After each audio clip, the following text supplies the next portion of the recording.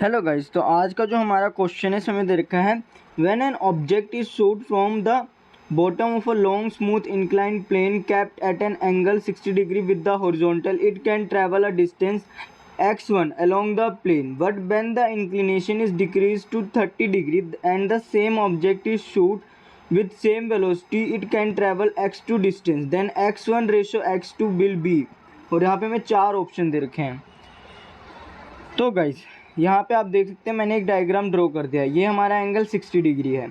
अब गाइस मैंने माना कि ऑब्जेक्ट हमारा यहाँ पहुँच चुका है और मैं यहाँ पे देख रहा हूँ कि इस पर कौन कौन सी फोर्सेस लग रही हैं। ठीक है, यहाँ पे मैंने एम नहीं ड्रॉ किया है, लेकिन गाइस अगर आप एम लगा देंगे, यहाँ पे एम जी लगा देंगे तो ये फोर्स हो जाएगा। लेकिन गाइस हम यहाँ एम जी नहीं लेंगे, सिर्फ जी लेंगे। ठीक है, तो गाइस अब आप देख सकते हैं कि जो यहाँ पे जब हमारा ऑब्जेक्ट पहुँच गया होगा तो इस पर डाउनवर्ड क्या लग रहा होगा, एक्सीलरेशन ड्यू टू ग्रेविटी। ठीक है, और एक मैं लाइन ये ड्रॉ कर दूंगा जो कि इससे कुछ एंगल बना रही है और एक इसके परपेंडिकुलर होगी। इस वाली लाइन की गाइस परपेंडिकुलर होगी ये वाली लाइन, तो ये हो जाएगा हमारा जी कोस 30 डिग्री। और गाइस पहले हम ये 30 डिग्री देख लेते हैं कैसे आएगा। तो गाइस आप अगर इस डायग्राम में देखें तो यहाँ गाइस आप ये देख सकते हैं ये एक ट्रायंगल बन रहा है, राइट एंगल ट्रायंगल बन रहा है, जिसमें ये वाला एंगल हमें पता है 60 डिग्री है और ये वाला एंगल हम जानते हैं 90 डिग्री। तो हमें पता है कि जो ट्रायंगल होता है उसके अंदर के जो तीनों एंगल होते हैं उसका जो सम होता है वो 180 डिग्री होता है। तो गाइस अब मुझे ये पता है कि ये वाला एंगल 90 डिग्री है और ये वाला एंगल 60 डिग्री है, तो मैं इस वाले एंगल को x मान लेता हूँ। ये गाइस हो जाएगा मेरा 60 डिग्री और इसको मैंने मान लिया x। तो यहाँ से जो मेरा x आएगा वो आ रहा है 30 डिग्री, यानी कि गाइस ये वाला एंगल मेरा 30 डिग्री है।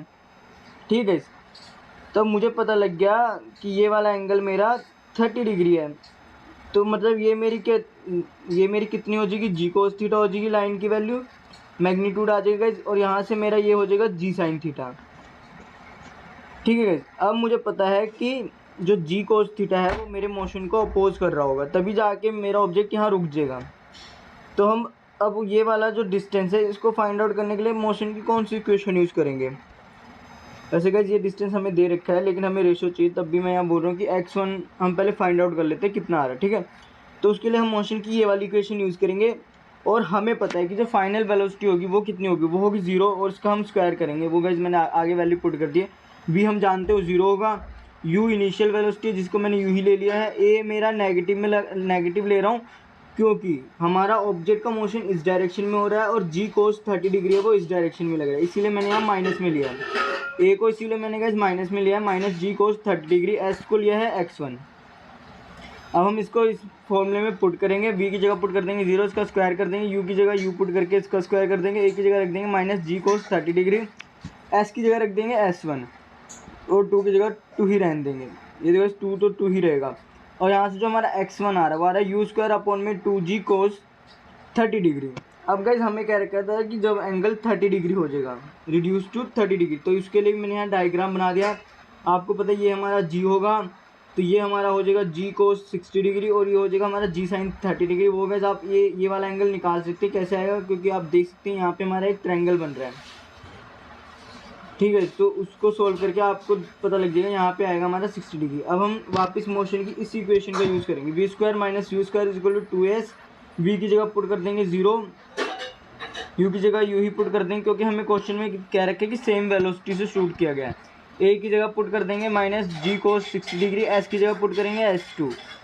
तो यहाँ से जो हमारा s2 आ रहा है सोल्व करके आप देख सकते हैं वो आ रहा है यू स्क्वायर अपॉन में 2g कोस 60 डिग्री।